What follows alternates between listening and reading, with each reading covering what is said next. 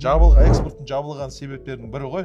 Талапқа сай емес дегеніміз, қараңызды, жаңағы убойный пункт сасып кеткен, бұғып жатыр, талапқа сай емес, мясокомбинат сай емес, откорм база сай емес. А біз экспортер болып жүрген халықпыз, дұрыс па? Ертең экспорттан бір қаймана бір шетелдің азаматы келеді тексеруге, біз қай жақтың етін жеп жатырмыз деп. Толықтай құқығы бар ғой. Толықтай құқығы бар.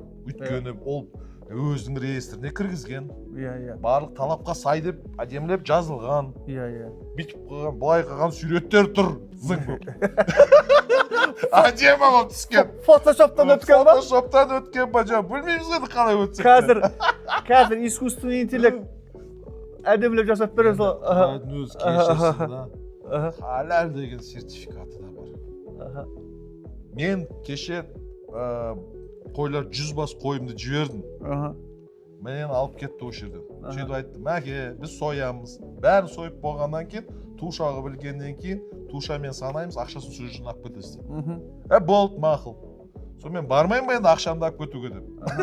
100 бас тушама 1 километр жерден сасып отыр ғой. Жаңағы местоположение жүрген ғой. Кет бір сасық келді енді. Не деген сасық. Убойный пункт па дедім.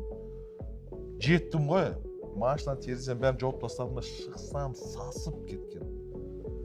Ана убойный цехке кірсім, құдай самасын, қазір неде кете береді, мен суреттерім ана убойный цехтың шы.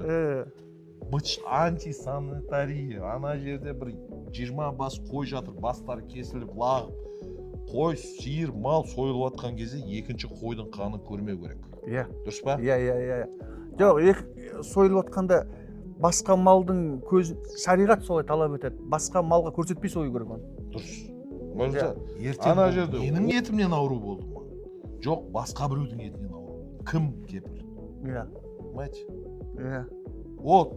Вот это талапқа сай емес. Жоқ, бұның ең сорақысы сол жаңа шетелден экспортқа шығарып жатқан бір малдан ауру тапса, мысал. Болды ғой, анау жария бүкіл мемлекет, бүкіл әлем есікті жауады. Мынау мемлекетте осындай ауру шыққан малынан деп.